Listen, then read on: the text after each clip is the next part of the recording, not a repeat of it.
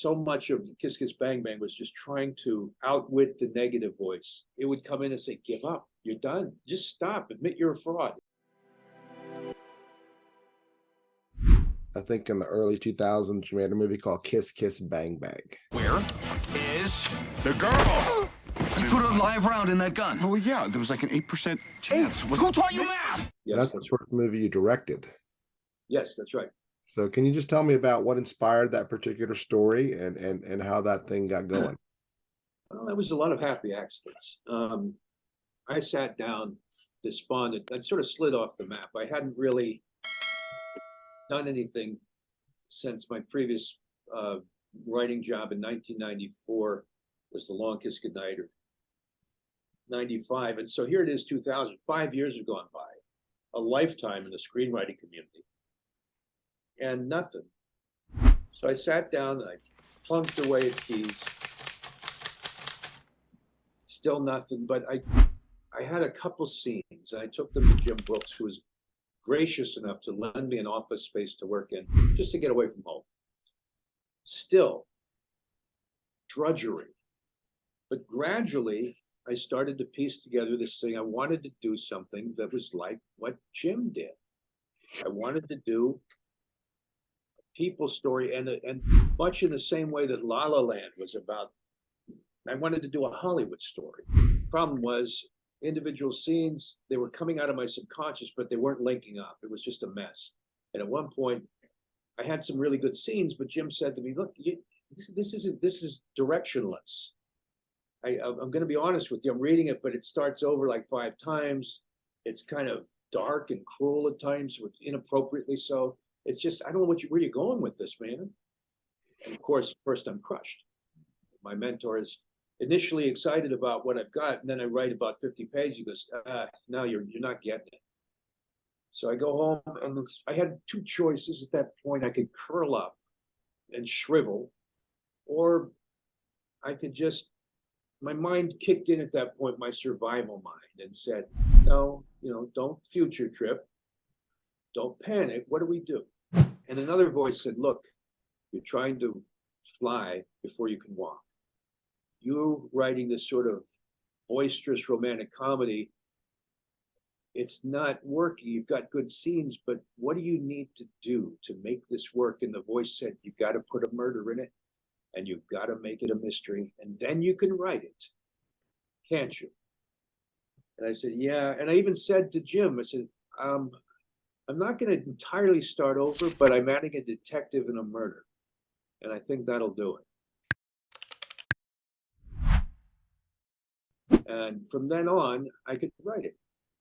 Because I went back to what I knew, instead of trying to emulate someone whose work I so admired, but it wasn't entirely my wheelhouse. Mm.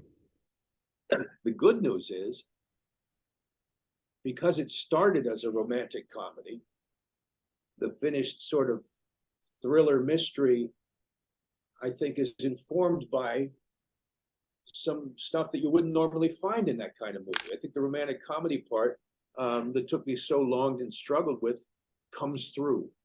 Mm-hmm. That's the good news. The bad news is there were so many false starts. It's like a year and a half of brooding, giving up, a lot of scuffing shoes and walking in lonely roads and ruminating and crying and all that, just feeling like a fraud and a failure, as we so often do. Until it happens and you go, oh, that's pretty good. It always seems impossible until it suddenly isn't. It always seems like you're a fraud until someone says, change the scene. You go, hey, no, that's a good scene. No, don't change that. That's good. And you realize you're defending it, so it can't be that bad. But up until then, I'm a fraud. I wrote my last funny line that people are going to discover. I don't know how I did that last movie that was somehow popular. It must have been everyone else who worked on it. Couldn't have been me. And all that sort of negative self-talk, it doesn't help. I'm also a recovering alcoholic, and one of the features of being an alcoholic is negative self-talk. Mm-hmm. That's why you start drinking, is to kill off the alcoholic mind. It's already giving you that negativity and that fraud talk.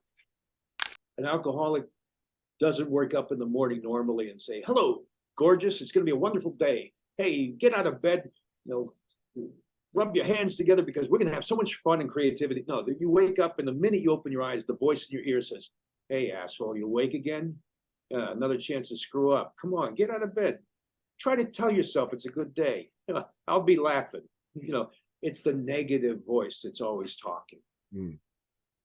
So much of Kiss Kiss Bang Bang was just trying to outwit the negative voice, that when I would keep failing to make it work, it would come in and say, give up.